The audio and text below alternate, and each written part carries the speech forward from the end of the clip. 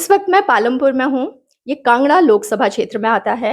मेरे साथ इस वक्त हैं हिमाचल के पूर्व मुख्यमंत्री शांता कुमार जी, जिन्होंने कांगड़ा लोकसभा सीट का 4 बार प्रतिनिधित्व किया है। हम उनसे बात करेंगे लोकसभा चुनाव में हिमाचल प्रदेश में क्या माहौल है। यहाँ 1 जून को वोटिंग होनी है और पूरे देश को लेकर भी।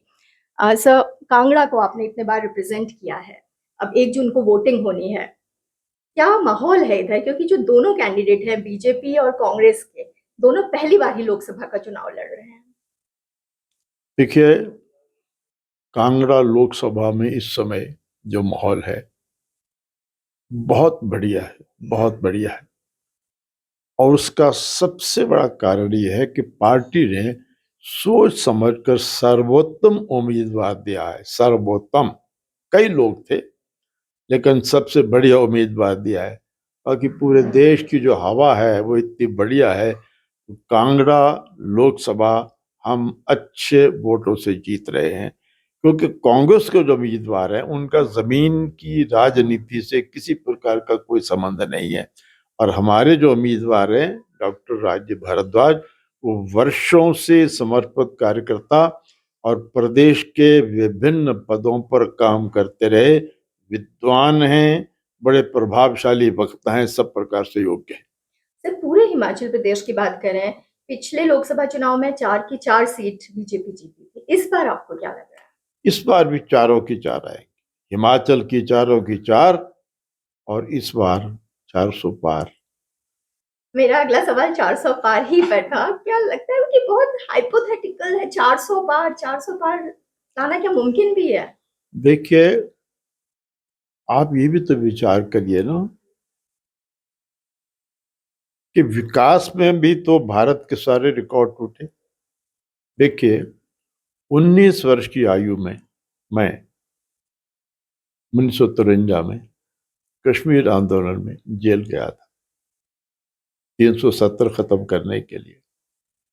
और जून का महीना, गर्मी का मौसम, कांगड़ा का शांता कुमार, हिसार जेल में भयंकर गर्मी में लगभग 50-60 हजार लोगों ने सत्याग्रह किया था। 14-15 लोग पुलिस की गोलियों से शहीद हुए थे। डॉक्टर श्यामा प्रसाद मुखर्जी का बलिदान हुआ था, लेकिन 370 खत्म नहीं हुई। मैंने अडवाणी जी को दिल्ली में कई बार कहते सुना है कि 50-60 हजार कार्यकर्ता जेल में गए, इतना कुछ हुआ, मुखर्जी को हमने खोया वहां पर, लेकिन लगता नहीं अब कि 370 खत्म होगी। वो असंभव संभव हो गया, असंभव संभव हो गया। और 500 साल से रुका हुआ राम मंदिर का काम हो गया। इतना नहीं, मैं कहता हूं, मैंने कभी जीवन में नहीं सोचा था कि गरीब व्यक्ति का 5 लाख रुपए तक का इलाज मुफ्त होगा। तो असंभव संभव हुआ है। विकास के कामों में भी आदरणीय मोदी जी के नेतृत्व में सचमुच कमाल हुआ है, असंभव संभव हुआ है। इसलिए चुनाव का परिणाम भी अभूतपूर्व होगा। सर, आपने हिमाचल की चारों सीटों का बात किया कि चारों जीतेंगे। मंडी से एक सेलिब्रिटी को इस बार उम्मीदवार बनाया है और कार्यकर्ता अब साथ में है, काम कर रहे हैं, लेकिन आपको लगता नहीं है कि जो जमीनी स्तर पर काम करता है कार्यकर्ताओं के मन में कहीं होगा कि जिन्होंने कितने सालों से काम किया है उनकी जगह पे पैराशूट कैंडिडेट जब आ जाते हैं? ये बात ठीक है आपकी कि जब इस प्रकार की बहुत बड़ी लहर हो तो पार्टी की और कार्यकर्ताओं की इच्छा होती है कि इस लहर में तो भाजपा के पुराने कार्यकर्ताओं को स्थान मिलना चाहिए। लेकिन कभी कभी अपवाद भी होता है, और अपवाद भी नियम का हिस्सा होता है। देखिए, कंगना रनौत का राजनीति से कोई संबंध नहीं रहा, लेकिन कंगना रनौत छोटे से हिमाचल के छोटे से गांव से साधारण परिवार से निकली, और अपनी प्रतिभा योग्यता के सहारे उसने इतना बड़ा स्थान अपना बनाया। बहुत योग्य हिमाचल प्रदेश की बहादुर बेटी है, हिमाचल प्रदेश की बहुत योग्य बेटी है। अब उसने अगर सोचा और पार्टी ने सोचा कि उसको राजनीति में काम करना चाहिए, तो उसका स्वागत किया जाना चाहिए। जिस कंगना ने कुछ न होते हुए इतना कुछ प्राप्त कर लिया है, वो कंगना आज बहुत कुछ है। ये ठीक है कि किसी अलग क्षेत्र में है, लेकिन आज वो बहुत कुछ है। उस बहुत कुछ का लाभ हिमाचल की राजनीति को कंगना दे सकती है, ये बात मंडी की जनता जानती है, और मुझे पूरा भरोसा है कि मंडी की जनता उनको विजयी करेगी। एक और बात है कि देखिए, कंगना रनौत के सामने वीरभद्र सिंह जी के सुपुत्र चुनाव लड़े। वीरभद्र सिंह के सुपुत्र आज जो भी है, केवल अपने माता पिता के कारण है। अपना कुछ भी अर्जित उनका नहीं है। कंगना रनौत जो कुछ है वो अपने कारण है। इसीलिए कंगना ने बहुत सुंदर कहा था कि कांग्रेस के प्रत्याशी अपने माता पिता का नाम लेकर चुनाव लड़े तो जमानत जब्त होगी। तो कंगना रनौत हिमाचल की बहादुर बेटी है, और बड़ी खुशी की बात है कि राजनीति में आ रही है। मैं उसको जानता हूँ, मेरी उससे कई बार बातचीत हुई है। तो मैंने कहा, कंगना, जब हिमाचल प्रदेश में मैं मुख्यमंत्री था और शत्रुघ्न सिन्हा जैसे लोग मेरे मित्र थे, वो कई बार यहाँ आते थे, तो मैंने एक बार शत्रुघ्न सिन्हा को कहा, मैंने कहा, शत्रु, इतना सुंदर हिमाचल प्रदेश है, दुनिया के सुंदर प्रदेशों की तरह, यहाँ सिनेमा सिटी क्यों नहीं हो सकती? कह लगे हो सकती है। और मैं मुख्यमंत्री था, मैंने 3 अधिकारियों की कमेटी बनाई। उन्होंने जो कुछ कहा कि इस बारे में सारा विचार करो, इतने में सरकार टूट गई, मैं चला गया, और कुछ दिन के बाद शत्रुघ्न सिन्हा चले गए। तो कंगना रनौत ने कहा, बिल्कुल ठीक है, ये होगा, मैं ये करके दिखाऊंगी। तो हिमाचल प्रदेश में सिनेमा सिटी बनेगी। हिमाचल प्रदेश विश्व के मानचित्र पर, पर्यटन मानचित्र पर उभरेगा। तो कंगना रनौत का भी स्वागत हिमाचल की जनता कर रही है। असम में और कई राज्यों में भी कई लोगों से बात की। युवाओं के बीच खासकर बेरोजगारी एक बड़ा मुद्दा है। आपको लगता है ये मुद्दा है, क्योंकि हर जगह इसकी बात हो रही है? निश्चित रूप में बेरोजगारी भी है, गरीबी भी है, मुद्दा भी है। लेकिन मेरा कहना यह है, मैं भी मुख्यमंत्री रहा, केंद्र में मंत्री रहा, मेरा कहना यह है कि गरीबी बेरोजगारी दूर करने के लिए जो जो हो सकता है वो मोदी सरकार ने किया। मैं आपको सच कहता हूं, ईमानदारी से कहता हूं, इससे अधिक कोई सरकार कुछ नहीं कर सकती। इसके बाद भी अगर गरीबी और बेरोजगारी है, उसका असली कारण है जनसंख्या विस्फोट। भारत की जनसंख्या 1947 में 35 करोड़, आज 143 करोड़। टिड्डी दल की तरह जनसंख्या बढ़ रही है।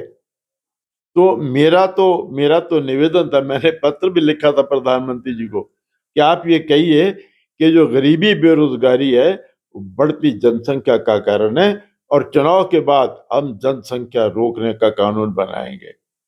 लेकिन मेरा ये कहना है गरीबी बेरोजगारी है, उसका कारण सरकार नहीं है। सरकार जो कुछ कर सकती थी वो कर दिया गया है, और सच कह रहा हूं, इससे अधिक कुछ नहीं हो सकता। बढ़ती जनसंख्या को रोकना पड़ेगा। आज की सभी समस्याओं के पीछे एकमात्र समस्या है, तो जनसंख्या विस्फोट। सब विपक्ष का ये आरोप रहता है कि लोकतंत्र खतरे में है। फिर से ये सरकार आ जाएगी तो लोकतंत्र नहीं बचेगा, तानाशाही चलेगी। और ये भी लगातार कहा जाता है कि सरकार के वक्त में कम्युनल डिवाइड ज्यादा बढ़ा है। इससे पता लगता है कि विपक्ष के पास कहने के लिए और कुछ नहीं है। देखिए, ये कहा जा रहा है कि अंतिम चुनाव है, बाद में चुनाव नहीं होगा। क्या मूर्खता की बात है, कौन विश्वास करेगा? तो असली बात यह है कि दुर्भाग्य क्या है कि आज भारत में विपक्ष है ही नहीं। 15-20 अधूरे लोग मिलकर एक पूरे का मुकाबला नहीं कर सकते। ये तो मान लिया इन्होंने कि इनमें से कोई पूरा नहीं है। अगर इनमें से कोई पूरा होता तो प्रधानमंत्री प्रोजेक्ट करते। बताएं किसको प्रधानमंत्री बनाना है। मैं ये नहीं कह रहा कि 10-15 लंगड़े इकट्ठे होकर के, ये नहीं कह रहा, 15-20 अधूरे मिलकर एक पूरे का मुकाबला नहीं कर सकते। इनके पास कहने को कुछ नहीं है। भारत का लोकतंत्र, भारत का संविधान, भारत की आजादी, भारत की सारी बातें कौन खत्म कर सकता है? और वो जो भाजपा के हम सब कार्यकर्ता देश के लिए समर्पित हैं। हमने बचपन से ये सीखा, पहले देश, उसके बाद पार्टी, उसके बाद मैं। तो इस प्रकार के सारे आरोप बिल्कुल गलत है। सर, अगर हम देखें भ्रष्टाचार की जब बात होती है, बीजेपी सरकार लगातार कहती है कि हम भ्रष्टाचार के खिलाफ हैं, काम कर रहे हैं, लेकिन जब एक्शन होता है तो सारे विपक्ष के नेताओं पर होता है। तो अब तो कई ऐसे जोक भी बनने लग गए हैं, जो वॉशिंग मशीन की बात होती है कि बीजेपी वॉशिंग मशीन है, जो भी करप्ट बीजेपी में आता है साफ हो जाता है। इस पर आप क्या कहेंगे? मैं आपसे एक बात कहूं, आप पूरे भारत का इतिहास उठा लीजिए और उसमें भ्रष्टाचारियों की सूची बनाइए। उसमें हमारी पार्टी के लोग कम से कम मिलेंगे, लगभग नहीं मिलेंगे। अधिकतर बाकी पार्टियों के लोग मिलेंगे। दूसरी बात, नरेंद्र मोदी जी के आने के बाद भी भ्रष्टाचार देश में है। इतना नहीं, मुझे इस बात का भी दुख है कि इस बार की ट्रांसपेरेंसी इंटरनेशनल की रिपोर्ट में भी कहा है कि भारत में इस साल में भ्रष्टाचार बढ़ा है। कारण उसका क्या है? जहां तक तो केंद्र सरकार का नरेंद्र मोदी जी का संबंध है, वहां तो हालत यह है कि कोई भ्रष्टाचार की शिकायत भी नहीं कर सका, भारत सरकार पर उंगली भी नहीं उठा सका कोई। लेकिन बाकी प्रदेशों में सैकड़ों भ्रष्टाचार है। इतना नहीं, पिछले दिनों में बंगाल के वो पार्थ चक्रवर्ती से लेकर और कितने कांग्रेस के नेता, उनके घरों पर छापे पड़े तो नोटों के पहाड़ नजर आए। दुनिया में शायद कोई ऐसा देश नहीं जहां नेताओं के घरों में छापे मारने पर इस प्रकार नोटों के पहाड़ दिखाई देते हो।